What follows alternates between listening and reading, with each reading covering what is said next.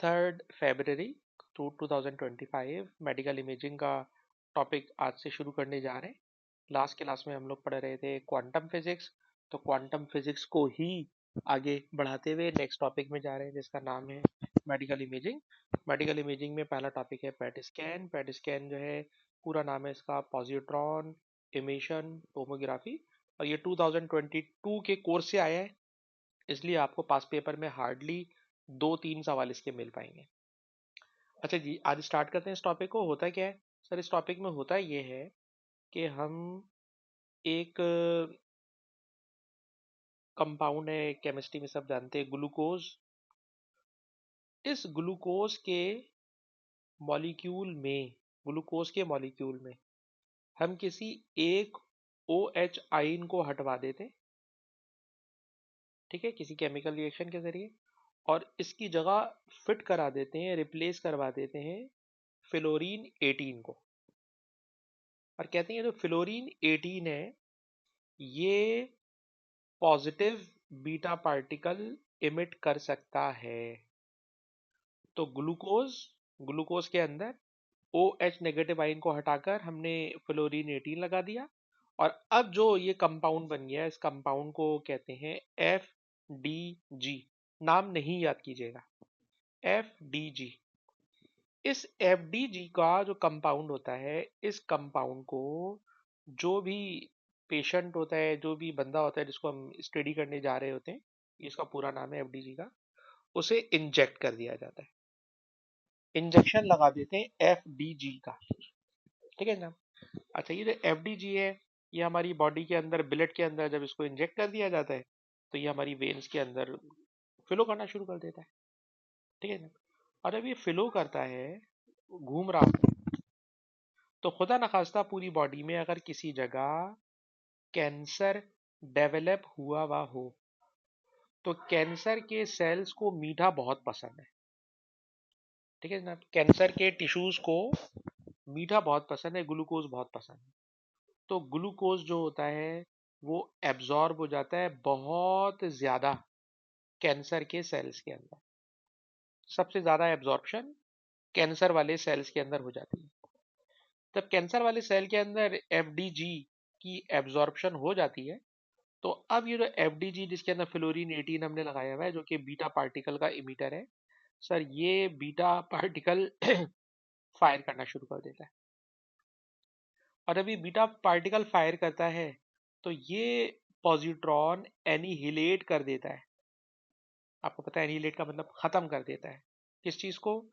उस टिश्यू में जो इलेक्ट्रॉन्स होते हैं ना, उनके साथ इंटरेक्ट करता है, और उनके इंटरेक्शन से पॉजिट्रॉन इलेक्ट्रॉन के साथ करता है एनिहिलेशन, और उस एनिहिलेशन से पैदा होते हैं दो गैमा के फोटॉन्स, ठीक है ना। कैंसर वाले टिश्यूज के इलेक्ट्रॉन जहां पे ग्लूकोज बहुत ज्यादा एब्जॉर्ब हुआ हुआ है, ठीक है ना, और उसके अंदर हमने एफडीजी भेजा हुआ है।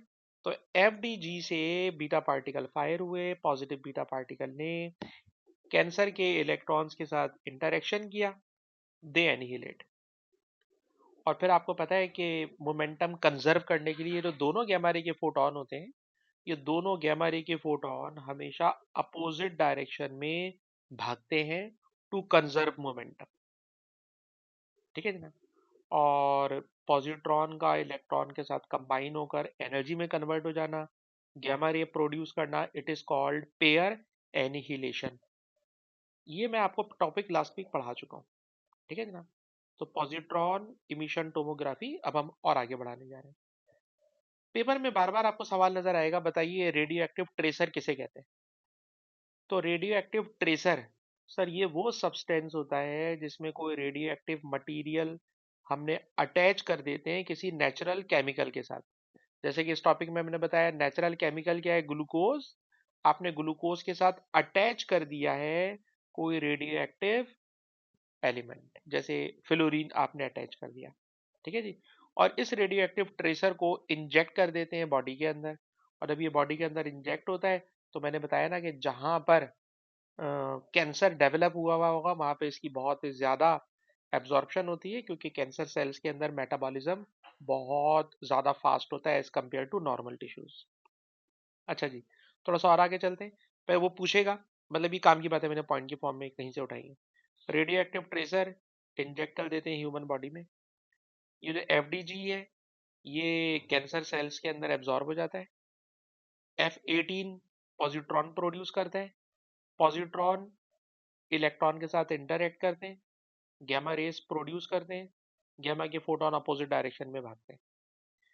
इन हाईली एनर्जी वाले गैमा रेस के फोटोन में से, ठीक है जनाब, पेट स्कैनर्स इसके अराउंड लगे हुए होते हैं, स्कैनर लगे हुए होते हैं, और वो डिटेक्ट कर लेते हैं उन गैमा रेस के फोटोन को। ठीक है जनाब, वो गैमा रेस की फोटोन को डिटेक्ट कर लेते हैं, और डिटेक्ट करके, ठीक है, उस जो डिटेक्टर होता है उसको कंप्यूटर के साथ लगाया हुआ होता है, और कंप्यूटर पर हमें उसका इमेज मिल जाता है। तो जितना ज़्यादा कैंसर डेवलप हुआ हुआ होगा, उतने ज़्यादा एनिहिलेशन होगी, उतने ज़्यादा गैमा रेस प्रोड्यूस होंगी, और जब हम उसका इमेज देखेंगे तो उतना पोर्शन बहुत ज़्यादा ब्राइट इमेज प्रोड्यूस कर रहा होगा, क्योंकि वहाँ पे गैमा रेस बहुत ज़्यादा प्रोड्यूस हुए हुए होंगे। ठीक है जी। अच्छा, अब जो मैंने ऊपर बातें की इन सबको इग्नोर मारे, और अब आ जाए क्वेश्चन में कि क्वेश्चन क्या आता है। तो जब ये 2022 का पेपर में एक क्वेश्चन आया, सॉरी ये टॉपिक कोर्स में शामिल किया गया, तो उन्होंने एक स्पेसिमेन क्वेश्चन भेजा कि भाई इस तरह का हम क्वेश्चन पूछेंगे। तो पढ़िएगा क्वेश्चन। कहते हैं पेट स्कैन में हम कोई ट्रेसर रेडियो एक्टिव मटीरियल का जो बीटा पार्टिकल फायर करता हो उसे बॉडी में इंजेक्ट कर देते हैं। सवाल है, बताइए ट्रेसर क्या होता है। बताइए ट्रेसर क्या होता है। तो इसका आंसर है कि ट्रेसर वो सब्सटेंस होता है जिसे हम बॉडी में इंजेक्ट कर देते हैं, और ट्रेसर एब्जॉर्ब हो जाता है उन टिश्यूज में जिसे हम स्टडी करना चाह रहे होते हैं। ठीक है जनाब, हम कैंसर सेल्स को स्टडी करना चाह रहे हैं, तो जो हम रेडियो एक्टिव ट्रेसर इंजेक्ट करेंगे, तो वो ट्रेसर जो होगा वो एब्जॉर्ब हो जाएगा उन टिश्यूज में जिन्हें हम स्टडी करना चाह रहे हैं। तो ये इसका आंसर हो गया। उसके बाद कह रहे हैं कि explain how particles are created from positron. ठीक है जनाब, पॉजिट्रॉन में से ही किस तरह से क्रिएट होते हैं। तो आपको मैंने बताया पॉजिट्रॉन जो निकलेगा ना, तो पॉजिट्रॉन इलेक्ट्रॉन के साथ इंटरेक्ट करेगा। तो सर पॉजिट्रॉन इंटरेक्ट करेगा इलेक्ट्रॉन के साथ। पॉजिट्रॉन इमिट हुआ है ट्रेसर में से, और इलेक्ट्रॉन किसके हैं सर, टिश्यूज के। ठीक है जनाब, ये दोनों एक दूसरे के साथ इंटरेक्ट करेंगे, और इंटरेक्ट करके क्या प्रोड्यूस करेंगे, गैमा रे के फोटोन फोटोन प्रोड्यूस करेंगे। ठीक है जनाब, और थोड़ा सा लंबी कर रहे हैं कि पॉजिट्रॉन एंटी पार्टिकल है इलेक्ट्रॉन का। ठीक है जनाब, और जब पेयर एनिहिलेशन होती है तो मैटर किस में कन्वर्ट हो जाता है, एनर्जी में कन्वर्ट हो जाता है। मैटर एनर्जी में कन्वर्ट हो जाता है। फिर एक और क्वेश्चन था जो मैंने शायद पूरा कॉपी पेस्ट नहीं मारा, कि ये दोनों फोटोन किस डायरेक्शन में भागेंगे। तो हमेशा याद रखिएगा कि जो दोनों फोटोन है सर, ये दोनों फोटोन हमेशा अपोजिट डायरेक्शन में भागेंगे। रीजन क्या है, ताकि टू कंजर्व मोमेंटम, ताकि मोमेंटम कंजर्व हो सके। Combined momentum of electron positron zero होता है। तो हम चाहते हैं कि आफ्टर डीके, जो डीके हुआ है इसके अंदर, इलेक्ट्रॉन पॉजिट्रॉन एनिहिलेट हुए, डीके तो नहीं बोलूंगा, एनिहिलेट हुए, तो वो दोनों फोटोन अपोजिट डायरेक्शन में भागते हैं। तो बस जनाब ये एक हमने सैंपल पेपर का क्वेश्चन आपको दिखा दिया। और अब थोड़ा और नीचे चले, तो जब हम थोड़ा सा सर और नीचे जाते हैं तो ये एक क्वेश्चन है जो पेट स्कैन का नहीं है, लेकिन एनिहिलेशन ऑफ मैटर को डील करता है। तो जरा इसको भी देखिएगा एक नज़र। ये क्वेश्चन आया हुआ है मई जून 2020। ये पेट स्कैन का नहीं है, पर थ्योरी इसी की है जिस पर पेट स्कैन काम करता है। क्वेश्चन ये है कि जब कोई इलेक्ट्रॉन जिसका मास me हो, चार्ज q हो, पॉजिट्रॉन के साथ टकराता है, ठीक है जनाब, तो पॉजिट्रॉन और इलेक्ट्रॉन का इंटरेक्शन, दोनों एक दूसरे को उड़ा देते हैं। और सर अब दोनों एक दूसरे को उड़ा देते हैं मतलब एनिहिलेट कर देते हैं, तो उनकी एनिहिलेशन से गैमा रे के फोटोन पैदा होते हैं। क्वेश्चन है कि गैमा रे की एक फोटोन की एनर्जी कैलकुलेट करके बताएं। गैमा रे के एक फोटोन की एनर्जी कैलकुलेट करके बताएं। मैं दोबारा बात रिपीट कर रहा हूं, ये पॉजिट्रॉन और ये इलेक्ट्रॉन। ठीक है जनाब, पॉजिट्रॉन पॉजिटिव, इलेक्ट्रॉन नेगेटिव, ये दोनों अगर एक दूसरे से कोलिजन करेंगे तो क्या पैदा होगा, फोटोन। और जो फोटोन होंगे सर, वो फोटोन हमेशा अपोजिट डायरेक्शन में भागेंगे। उस फोटोन की एनर्जी कैलकुलेट करनी है। कैसे कैलकुलेट करें, तो सर एनर्जी होती है E is equal to mc²। ठीक है जनाब, ये एनर्जी किससे पैदा हो रही है? इलेक्ट्रॉन से। इलेक्ट्रॉन का मास होता है 911 एक्सपोनेंट -31। सी होती है बेटा स्पीड ऑफ लाइट, वैल्यू होती है 3 एक्सपोनेंट 8²। कैलकुलेटर चलाओगे? आंसर जूल में आ जाएगा, और जूल में उसने पूछा तो इसलिए ज़्यादा लंबी करने की जरूरत नहीं है। ठीक है ना? अच्छा जी, उसके बाद कह रहे हैं इसी इलेक्ट्रॉन, सॉरी जो फोटोन है, इस फोटोन का मोमेंटम बताएं। तो किसी बच्चे को चेक कर लेते हैं। हसन, आप हमें बता सकते हैं कि अगर फोटोन की एनर्जी पता हो तो उसका मोमेंटम का क्या फॉर्मूला होता है? एनर्जी मालूम हो तो फोटोन के मोमेंटम का क्या फॉर्मूला होता है हसन?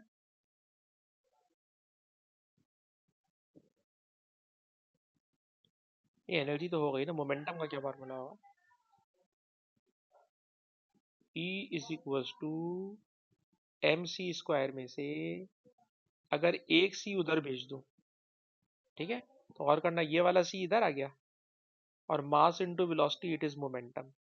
तो मोमेंटम होता है बेटा ई अपॉन सी। मोमेंटम होता है ई अपॉन सी। ठीक है, अगर आपको इलेक्ट्रॉन फोटोन की एनर्जी पता हो तो उस एनर्जी को 3 एक्सपोनेंट 8 से डिवाइड कर दीजिएगा, तो रिजल्ट मोमेंटम में कन्वर्ट हो जाएगा।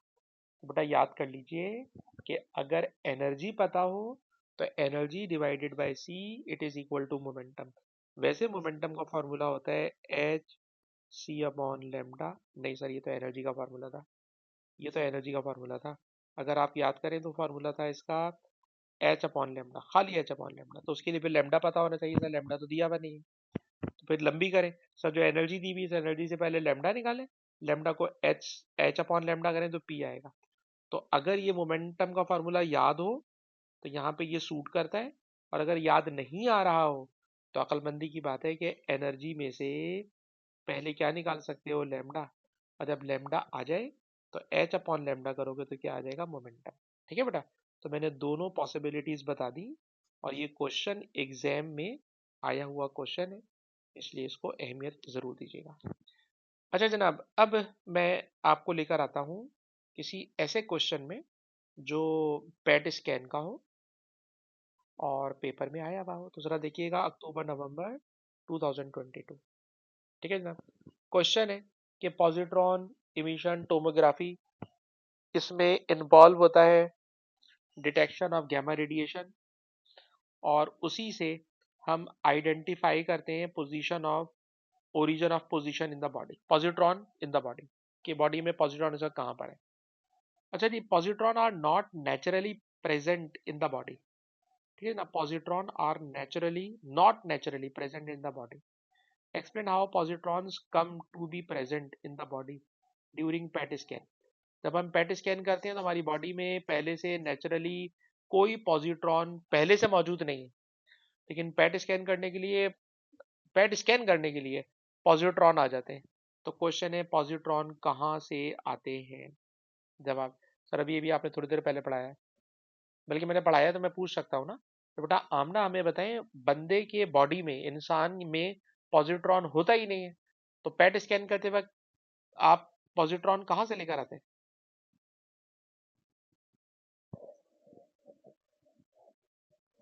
आमना, बिल्कुल सही बात है, हम इंजेक्ट करते हैं रेडियो एक्टिव ट्रेसर। ठीक है, और खाली ग्लूकोज कहना तो थोड़ा गलत हो जाएगा, क्योंकि खाली ग्लूकोज बोलेंगे तो ग्लूकोज में तो नहीं होता बीटा पार्टिकल। ग्लूकोज को तो हमने एक फॉर्म में कन्वर्ट कर दिया था, एफडीजी। अब आपसे एफडीजी भी नहीं पूछ रहा कि एफडीजी का नाम याद करें, मैंने मना किया था। तो आप सिर्फ ये बोलेंगे कि हम इंजेक्ट कर देते हैं एक ऐसा ट्रेसर बॉडी के अंदर जो बीटा पार्टिकल का इमिटर हो।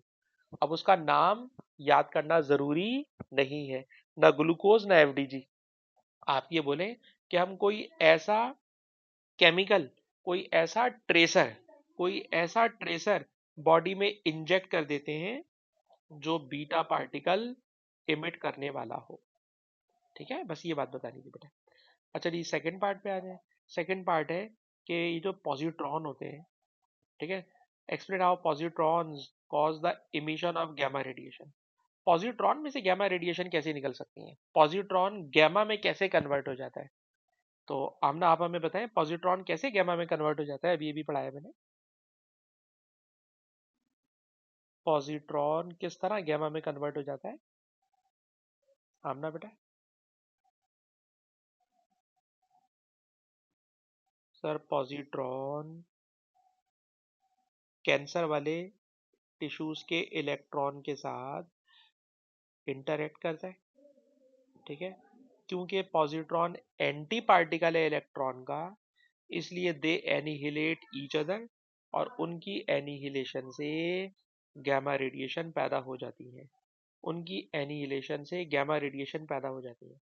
Sir positron is an antiparticle of electron. When positron interacts with electron, they annihilate each other, and the mass of these particles converted into gamma rays, into gamma photons. ठीक है जनाब? तो gamma के photon कैसे पैदा होते हैं?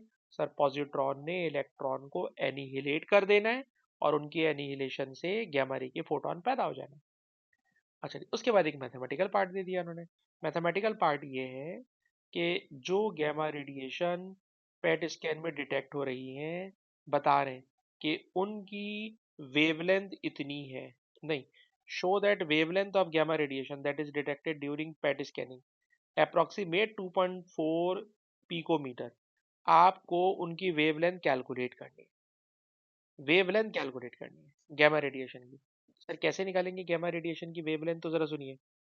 Sir ये पैदा हुई है पॉजिट्रॉन से, सर पॉजिट्रॉन का मास गैमा में कन्वर्ट हुआ है, तो उस गैमा की हमें वेवलेंथ कैलकुलेट करना है, उस फोटोन की हमें वेवलेंथ कैलकुलेट करना है, गैमा के फोटोन की वेवलेंथ कैलकुलेट करना है।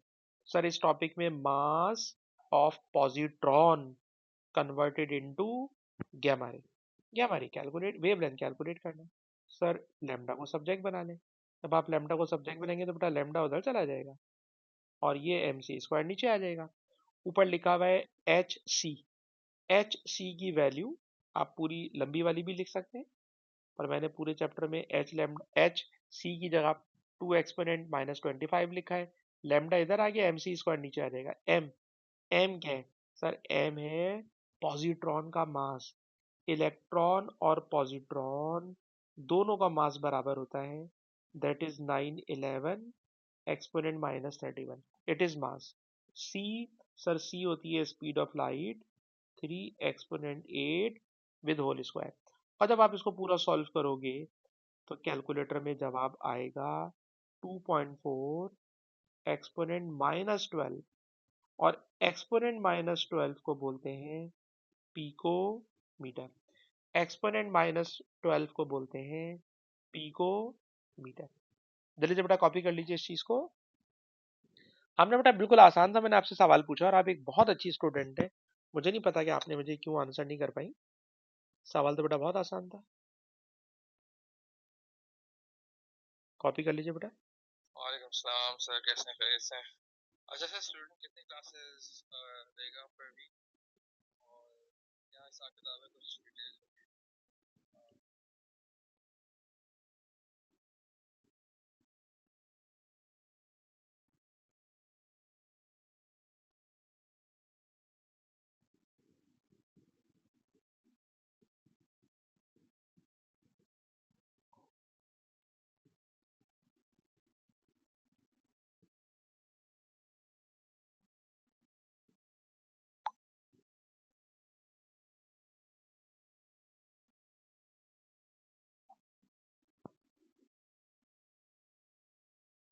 जी बेटा कॉपी कर लिया तो हम आगे चले।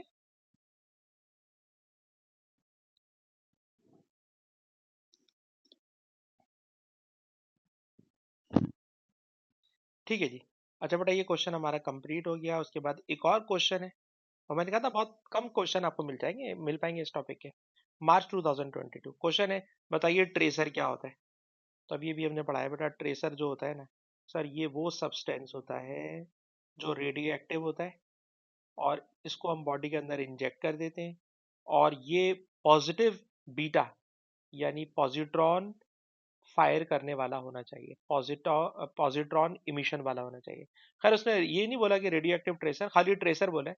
तो ट्रेसर वो सब्सटेंस होता है जो हम बॉडी के अंदर इंजेक्ट करते हैं, और वो रेडियो एक्टिव होता है जो कि बीटा पार्टिकल फायर करता है, बीटा पार्टिकल इमिट करता है। तो अभी हम ऊपर ये डेफिनेशन पढ़ चुके हैं। एनिहिलेशन क्या होती है सर? एनिहिलेशन में पेट स्कैन के अंदर specially sir, when electron interact with its antiparticle positron, they annihilate each other and they are converted into photon of gamma rays. तो एक पार्टिकल जब अपने एंटी पार्टिकल के साथ इंटरेक्ट करेगा तो उसका मास खत्म हो जाएगा, एनर्जी में कन्वर्ट हो जाएगा। और इस टॉपिक में कौन किससे टकरा रहा है सर? इस टॉपिक में एक इलेक्ट्रॉन एक पॉजिट्रॉन से टकरा रहा है। तो कह रहे हैं कौन से पार्टिकल्स हैं? तो इलेक्ट्रॉन पॉजिट्रॉन से टकरा रहा है। उसके बाद कह रहे हैं टोटल एनर्जी बताएं कितनी रिलीज होगी, टोटल एनर्जी। तो भाई इसके अंदर दो पार्टिकल हो गए ना, एक इलेक्ट्रॉन एक पॉजिट्रॉन, तो टोटल एनर्जी को 2 से मल्टीप्लाई करेंगे। अभी ऊपर करा चुका हूँ, इलेक्ट्रॉन का मास पॉजिट्रॉन का मास 911 एक्सपोनेंट -31। उसके बाद फिर हम लोग लिखते हैं सी स्क्वायर, और सी स्क्वायर लिखने में पता नहीं इन्होंने ब्रैकेट क्यों नहीं बनाया, ब्रैकेट बनेगा ये 3 एक्सपोनेंट 8 का होल स्क्वायर, 3.8 3.0 एक्सपोनेंट 8 स्क्वायर। पर इन्होंने माइनस क्यों लिखा? ये भी अजीब सा तरीके से लिखा। खैर ये 3 एक्सपोनेंट 8 होल स्क्वायर है, ठीक है। और जब आप इसको सॉल्व करोगे तो ये आ रहेगी टोटल एनर्जी, ये आ रहेगी टोटल एनर्जी, ठीक है ना। आप जरा नोट कर लीजिए, इलेक्ट्रॉन पॉजिट्रॉन जब टकराएंगे तो एक फोटोन की नहीं, उसने पूछा है टोटल एनर्जी कितनी होगी। तो टोटल एनर्जी के लिए मैंने दोनों पार्टिकल्स को शामिल कर लिया, टोटल एनर्जी के लिए बेटा मैंने दोनों पार्टिकल्स को शामिल कर लिया। और जब एनर्जी आ जाए तो उसी एनर्जी को लेकर वो वेवलेंथ में लेके चले गए, उसी एनर्जी को लेके वेवलेंथ में लेके चले गए, ठीक है। लेकिन उस एनर्जी को 2 से डिवाइड करवाया इन्होंने। क्या मतलब? मेरे ख्याल में वो एक फोटोन की एनर्जी पूछ रहा होगा, हाँ कह रहे एक फोटोन की एनर्जी बता। तो यहाँ से टोटल एनर्जी निकालोगे, डिवाइडेड बाय 2 कर लोगे, तो एक गैमा रे की एनर्जी बनेगी। और उस एनर्जी को लेके वेवलेंथ निकालना मेरा नहीं ख्याल कि कोई मुश्किल काम होगा। क्वेश्चन, किस तरह गैमा रेज के फोटोन इमेज बनाते हैं? गैमा रेज के फोटोन किस तरह इमेज बनाते हैं? तो जरा देखिएगा, इसके लिए क्या इन्होंने एक्सप्लेनेशन दी हुई है। पहली बात उन्होंने कहा था कि दोनों गैमा रेज के फोटोन अपोजिट डायरेक्शन में भागेंगे, ठीक है ना। उसके बाद जहां बंदा लेटा हुआ होता है उसके चारों तरफ डिटेक्टर लगे हुए होते हैं। तो सर वो जो डिटेक्टर होते हैं वो गैमा रेज के फोटोन को डिटेक्ट कर लेते हैं, ठीक है ना। अच्छा, गैमा रेज के फोटोन जब डिटेक्टर पे पहुंचते हैं, ठीक है, तो उनका टाइम भी डिटेक्टर नोट कर लेता है, टाइम भी नोट कर लेता है। और उस टाइम के थ्रू हम बता सकते हैं लोकेशन ऑफ, वो लोकेशन जहां पे गैमा प्रोड्यूस हुआ है, ठीक है जनाब। टाइम गैमा रेस के आने का, गैमा रे के फोटोन के आने का, दो फोटोन है, एक फोटोन थोड़ा सा पहले पहुंचता है, दूसरा फोटोन थोड़ा सा लेट पहुंचता है। तो दोनों के पहुंचने में थोड़ा सा डिफरेंस आ जाता है, और उस डिफरेंस से रट्टा मारना है भाई, डिफरेंस रट्टा मारना है। डिफरेंस क्यों आ जाता है सर? भाई रट्टा मारिए, दो फोटोन पैदा होंगे, दोनों फोटोन डिटेक्टर पे एक साथ नहीं पहुंचेंगे, थोड़ा सा डिफरेंस आ जाएगा। वो जो थोड़ा सा डिफरेंस आएगा उसी डिफरेंस ऑफ टाइम से हम मालूम कर लेते हैं कि ये जो इमेज आ रहा है, ये जो गैमा रेज आ रही हैं, ये कहाँ से पैदा होकर आ रही हैं, ठीक है जनाब। Number one. नंबर टू, जो इमेज आता है वो इमेज जितना डार्क आता है हम समझ जाते हैं कि वहां पर ट्रेसर उतना ज्यादा एब्जॉर्ब हुआ होगा उन टिश्यूज में, और वहां पे कैंसर की एक्टिविटी उतनी ज्यादा होगी, ठीक है जनाब। तो जहां पर ट्रेसर की कंसंट्रेशन ज्यादा आती है वहां पे कैंसर सेल ज्यादा एक्टिव हुए हुए होते हैं, और जहां पे कम आती है, हल्का इमेज आता है, वहां पे कैंसर की एक्टिविटी कम होती है। तो ये बेटा पेट स्कैन के आपको दो ही सवाल मिलेंगे जो मैंने दोनों करा दिए, और भी मैं देखूंगा अगर कोई एयरली जब पेपर सॉल्व करेंगे तो देख लेंगे। लेकिन आप नोट करें, दोनों सवालों में सैंपल पेपर में दो तीन बातों को बार बार रिपीट करा रहा है कि ट्रेसर क्या होता है, नंबर वन। उसमें वो ग्लूकोज और F18 कुछ भी नहीं पूछ रहा, ट्रेसर क्या होता है, नंबर वन। नंबर टू, जो पार्टिकल है वो किससे टकरा रहा है, इलेक्ट्रॉन से, पॉजिट्रॉन इलेक्ट्रॉन से टकरा रहा है, क्या पैदा कर रहा है, गैमा। गैमा की एनर्जी पूछेगा या गैमा की वेवलेंथ पूछेगा, बस इसके अलावा कुछ नहीं आएगा, इसके अलावा कुछ नहीं आएगा। तो पेट स्कैन बेटा छोटा सा टॉपिक था जो हमने कंप्लीट कर लिया। And now we are going to start next topic. Heading देना बेटा एक्स रेज, हेडिंग दीजिएगा बेटा एक्स रेज।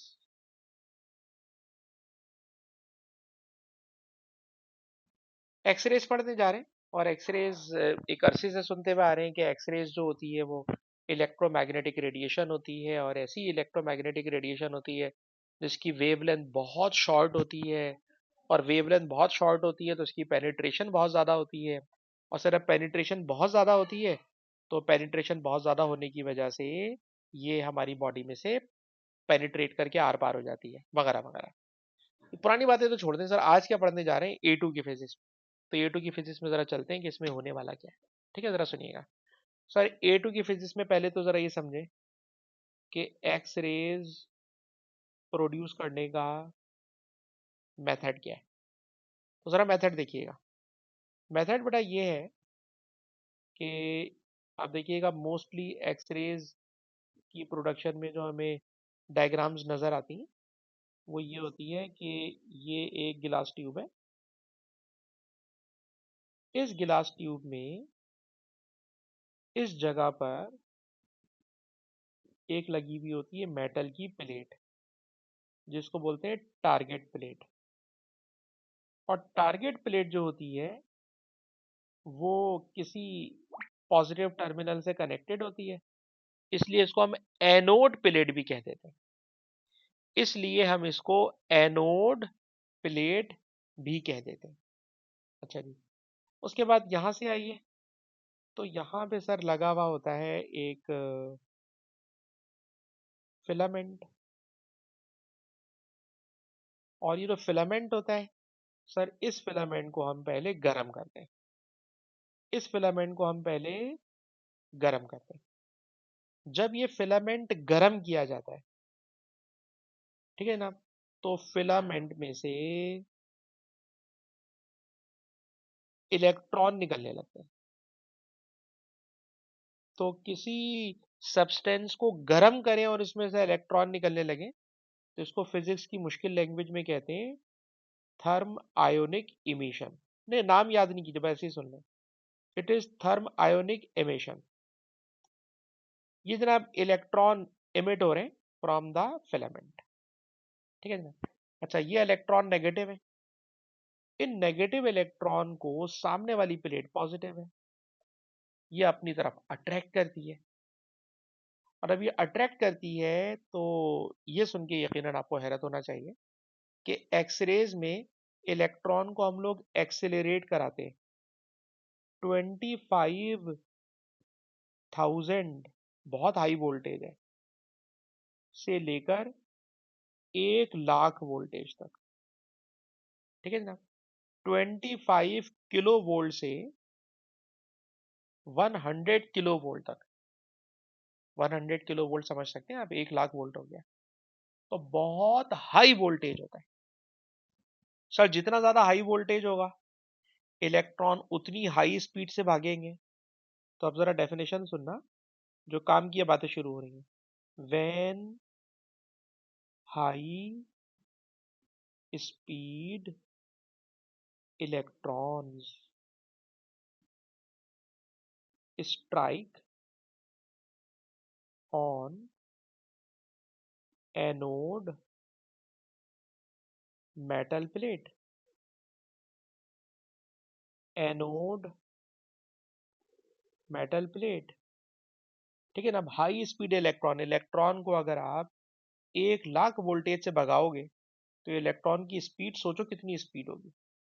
इतने हाई स्पीड इलेक्ट्रॉन बेटा जब टकराते हैं मेटल की प्लेट से तो x rays are produce, metal में से निकलने लगती हैं एक्स रेज। तो देखा जाए तो एक्सरे की जो प्रोडक्शन है ना, ये फोटो इलेक्ट्रिक इफेक्ट का रिवर्स प्रोसेस है। याद है फोटो इलेक्ट्रिक इफेक्ट में क्या होता था, फोटोन टकराते थे, लाइट टकराते थे तो इलेक्ट्रॉन निकलते थे। सर ये उल्टा हो रहा है, इसमें इलेक्ट्रॉन टकरा रहे और सर अब इलेक्ट्रॉन टकराते हैं, तो हाई स्पीड इलेक्ट्रॉन टकराने से एक्स रेस पैदा हो रही हैं, तो it is reverse process of photo electric effect. जी हाँ सर, ये फोटो इलेक्ट्रिक इफेक्ट का रिवर्स प्रोसेस है। सवाल, सर ये एक्सरे क्यों पैदा हो रही हैं, आप हमें ये बताएं। Why x rays are produce, x ray पैदा हो गई, और वजह बताएं सर क्यों पैदा हो रही है। तो अब मैं आपको एक्सरेज प्रोड्यूस करने का तरीका बता रहा हूँ। एक्सरे प्रोड्यूस करने का मतलब पहले बताएं एक्सरे है क्या। सर एक्सरे है फोटोन। एक्सरे बेटा क्या है, फोटोन। तो क्या आपको याद है कि फोटोन किस तरह से कोई ऑब्जेक्ट इमिट करता है, फोटोन का इमिशन कैसे होता है। तो हम आपको लास्ट क्लास में पढ़ा चुके हैं कि सर फोटोन का इमिशन कराना हो ना, तो फोटोन का इमिशन यूं कराते हैं कि इलेक्ट्रॉन पहले लो एनर्जी लेवल में होते, सर लो एनर्जी वाले इलेक्ट्रॉन एनर्जी एब्जॉर्ब कर लेते, अगर एनर्जी एब्जॉर्ब करेंगे तो इलेक्ट्रॉन चले जाएंगे हाई एनर्जी लेवल में, और जब इलेक्ट्रॉन हाई एनर्जी लेवल से छलांग लगाते हैं तो हम कहते हैं इलेक्ट्रॉन ट्रांजिशन कर रहा है, इलेक्ट्रॉन डी एक्साइट हो रहा है। और जब कभी इलेक्ट्रॉन डी एक्साइट होता है, जब कभी इलेक्ट्रॉन डी एक्साइट होता है, तो सर इलेक्ट्रॉन में से फोटोन इमिट होने लगते हैं। सर ये चीज तो हम लास्ट क्लास में पढ़ चुके हैं, तो क्या एक्सरेज में भी ऐसी हो रहा है। सर एक्सरे में तो आप पढ़ा रहे हैं कि इलेक्ट्रॉन फायर करते हैं, और हम तो पहले पढ़ चुके हैं कि इलेक्ट्रॉन डी एक्साइट होता है। तो इसको भी इसके साथ कनेक्ट करने जा रहा हूँ, ठीक है ना। तो आपको याद दिला रहा हूँ कि फोटोन इमिशन के कितने मेथड हैं। सर फोटोन इमिशन का एक मेथड ये है कि इलेक्ट्रॉन हाई एनर्जी लेवल से लो एनर्जी लेवल में छलांग लगाएगा, तो इससे इलेक्ट्रॉन इससे इससे फोटोन इमिट होता है, नंबर वन। नंबर टू, एक और तरीका सुनिए, एक और तरीका सुनिए। दूसरा तरीका, दूसरा तरीका बेटा ये है कि ये बताएं, अगर मैं आपको समझाने के लिए बोला, मैं गाड़ी चला रहा हूँ, और गाड़ी जब चल रही है, गाड़ी भाग रही है, तो गाड़ी की स्पीड है, गाड़ी में काइनेटिक एनर्जी है, गाड़ी हाई स्पीड पे जा रही है, सर हाई काइनेटिक एनर्जी है। मैंने ब्रेक लगा दिया, जब मैं ब्रेक लगाता हूं तो काइनेटिक एनर्जी कहाँ चली जाती है जवाब, सर वो काइनेटिक एनर्जी थर्मल एनर्जी में कन्वर्ट हो जाती है। ठीक है, थर्मल एनर्जी में कन्वर्ट हो जाती है। बिल्कुल इसी तरह अगर कोई इलेक्ट्रॉन बहुत हाई स्पीड में, सर अब इलेक्ट्रॉन हाई स्पीड में होगा ना, तो सर इलेक्ट्रॉन की काइनेटिक एनर्जी भी बहुत हाई होगी।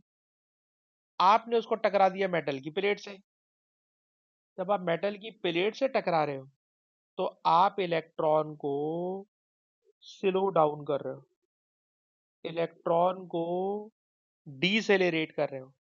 और याद रखना, जब इलेक्ट्रॉन डीसेलेरेट होता है तो उसकी काइनेटिक एनर्जी, इलेक्ट्रॉन की काइनेटिक एनर्जी कन्वर्ट हो जाती है, इलेक्ट्रॉन फायर करने लगता है फोटोन।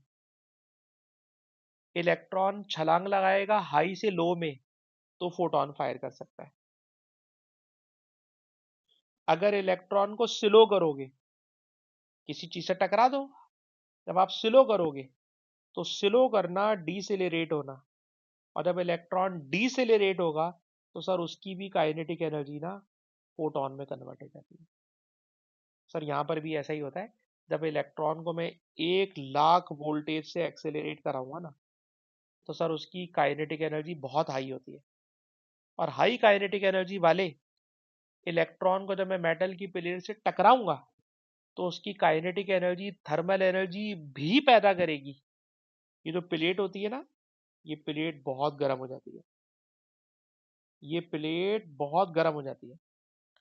जब कभी हाई स्पीड इलेक्ट्रॉन मेटल की प्लेट से टकराते हैं तो प्लेट बहुत गर्म हो जाती है, लेकिन उसके साथ साथ इलेक्ट्रॉन फायर करता है एक्स रेस के फोटोन।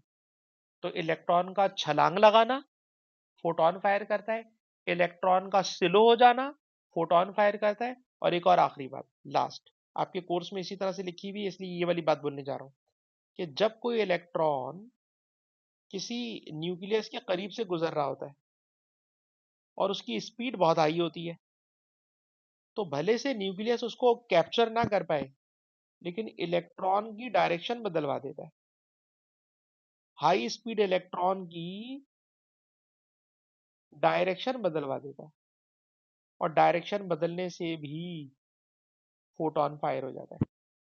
तो अगर मैं आपसे पूछूं कि क्वांटम फिजिक्स में फोटोन पैदा करने के 3 मैकेनिज्म बताओ, तो आप कहोगे 3 मैकेनिज्म। सर इलेक्ट्रॉन को छलांग लगा दें हाई एनर्जी लेवल से लो में, सर वो फोटोन फायर कर देगा। सर इलेक्ट्रॉन को स्लो डाउन करा दें, सर उसकी काइनेटिक एनर्जी कन्वर्ट हो जाएगी थर्मल में भी, प्लेट गर्म हो जाएगी, लेकिन सर वो फोटोन भी फायर करेगा एक्स रेस के। नंबर 3, सर जब इलेक्ट्रॉन का रास्ता कभी भी टर्न करते हैं, चेंज करते हैं, तो रास्ता चेंज होना, आपको याद है सर्कुलर मोशन में पढ़ाते हैं आपको, या अगर कभी भी डायरेक्शन चेंज होती है तो उससे भी एक्सीलरेशन पैदा होता है। तो सर इलेक्ट्रॉन की भी अगर डायरेक्शन चेंज होगी तो इलेक्ट्रॉन फायर करेगा फोटोन, और वो फोटोन एक्स रेस के हो सकते हैं। बट आयशा, अगर आप जाग रही हो तो क्या आप हमें बता सकती हैं कि फोटोन पैदा करने के कोई से भी 2-3 तरीके जो आपके समझ में आए हो? आयशा।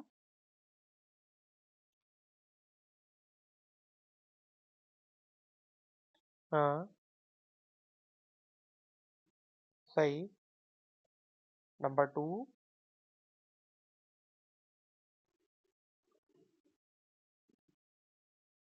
क्यों इमिट हो जाएगा? हॉट प्लेट क्या कर देगी उसको? प्लेट तो हो। हाँ हाँ, बोले बोले। जी सर, जो इलेक्ट्रॉन आ रहा है उसकी काइनेटिक एनर्जी बहुत हाई है। जब हम उसको रोकते हैं तो वो डिसेलेरेट होता है, डिसेलेरेट होने से फोटोन फायर करता है। सही। तीसरा तरीका बताएं। नंबर 3 बताएं। सर अगर इलेक्ट्रॉन की डायरेक्शन चेंज होगी तो इलेक्ट्रॉन की डायरेक्शन चेंज होने से भी सर वो फोटोन फायर कर देता है। डायरेक्शन चेंज होने से भी वो फोटोन फायर कर देता है। ठीक है जी। तो ये फोटोन पैदा करने के मैंने आपको डिफरेंट मैकेनिज्म बता दिए। ठीक। कल की क्लास, कल तो खैर ट्यूसडे क्लास नहीं होती हमारी, वेडनेसडे थर्सडे, इसके अंदर हम इंशाल्लाह एक्स रेज के मैथमेटिकल पार्ट में आ जाएंगे। ठीक है। मैथमेटिकल पार्ट में आएंगे और कुछ पास पेपर के क्वेश्चन भी निकालेंगे जो एक्स रेज के स्पेक्ट्रम को डील करेगा, as well as mathematical part.